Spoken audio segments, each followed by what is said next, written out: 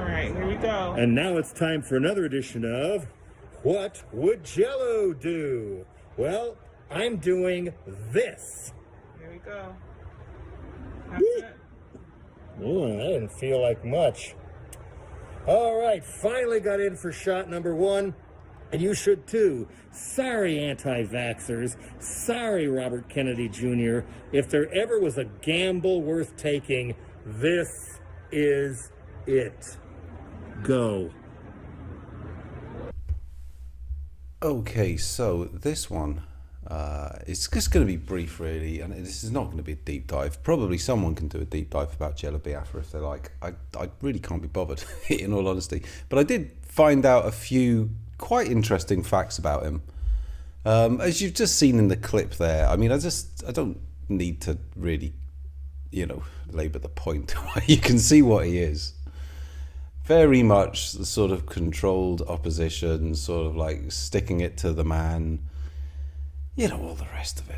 And there he is, fervently pro certain procedures.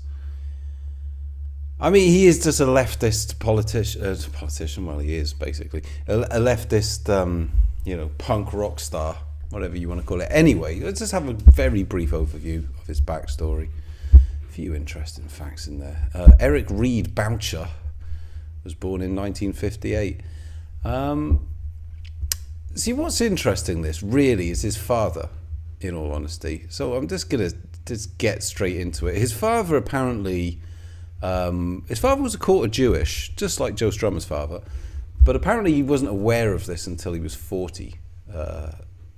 But that's just his background, so it's fairly interesting, just worth noting.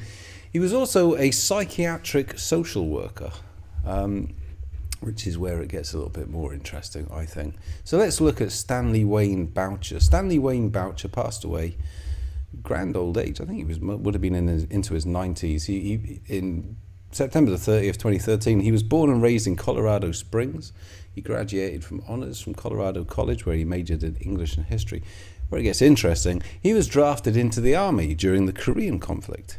He worked as a social work technician in an experimental psychiatric unit serving all of the 8th Army north of Seoul.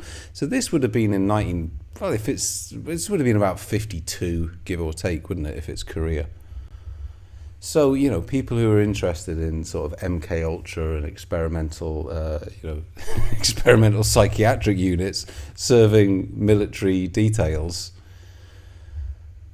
I mean, there's a lot that you could speculate on there. His career, he returned from the army following military discharge. He earned a Master of Social Work degree from the School of Social Welfare, University of California, Berkeley, which I believe it has always been a hotbed of communist, leftist subversion.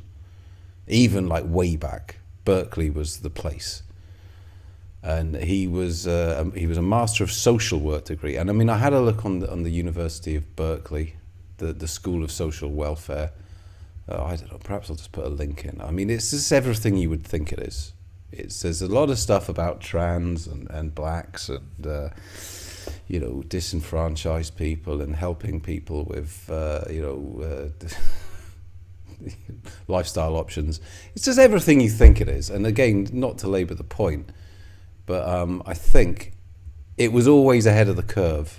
So Stanley Boucher in 1957, when he was awarded his Master of Social Work degree, that was the cutting edge of kind of, what we've come to know as woke at the time. Well, it was the beginnings of it, I suppose. Okay. His career as a psychiatric social worker covered years with the Mental Health Division of the Colorado Department of Public Health, later time with the Colorado Department of Institutions, and finally as a director of mental health continuing education for the Western Interstate Commission for Higher Education, a 13-state organization based in Boulder. Boulder, I think, is also a very kind of like leftist kind of place as well, isn't it? Isn't that where Doug Stanhope lived? I don't know. But I mean, that's pretty. He's done very well for himself there. He's a director of mental health for the Western Interstate Commission for Higher Education, a 13-state organization. So that's a very influential role in mental health. And it all started back there in serving the 8th Army as a social work technician in an experimental psychiatric unit. I don't know, there's no great conclusion with this, really, other than this is all very suspicious, really, isn't it, if you've noticed patterns with a lot of these figures. It goes on. He was very interested in mountain climbing, and he wrote a book about it, which was never published, but I mean, that's off to him for that, but whatever.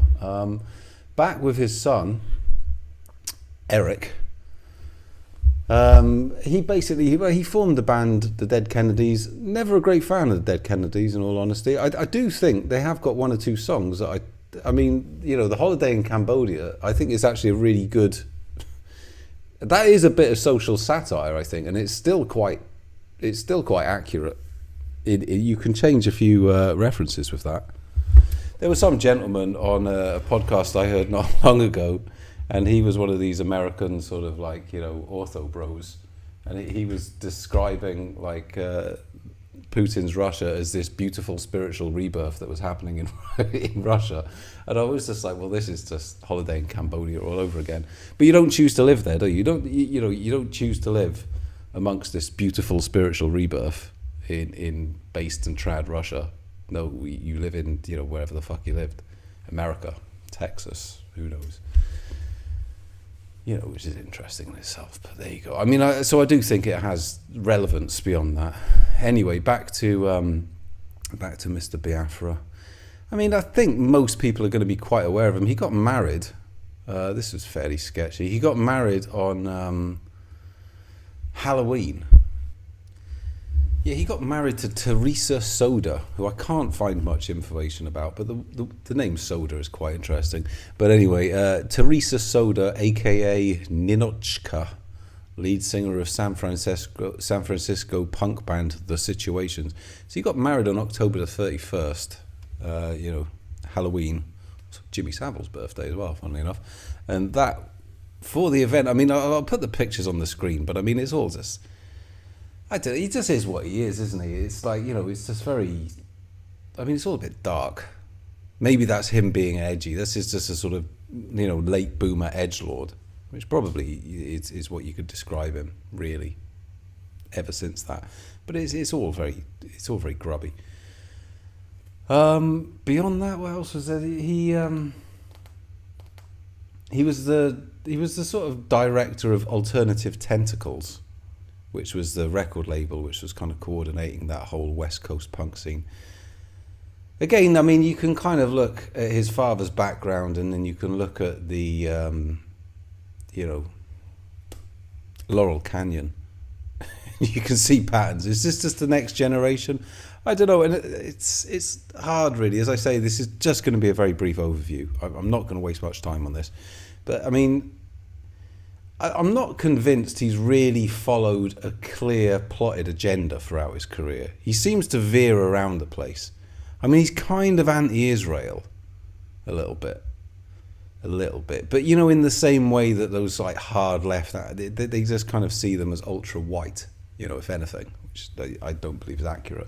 But, it's that, he sort of sees it through the Corbyn kind of, perspective, it would seem. And he goes out to Palestine and he meets Palestine activists and Israeli activists, and God knows what he does.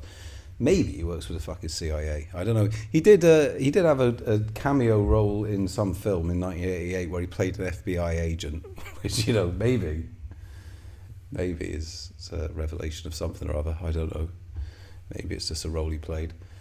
So yeah, he was in Alternative Tentacles. Or he was the sort of head of Alternative Tentacles. They got a particularly, I would just say it's particularly predictable kind of logo. If you look at the anti-Christian imagery on that, they've literally got a broken cross on it. And I don't know what to make of the bat and the sort of devil's head and the horn, but holding a broken cross. Shades of Crass, and I think Crass are probably a good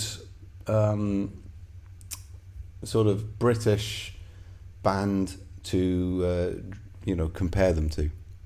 If you want to look into Crass, you will find a lot of very shady shady stuff.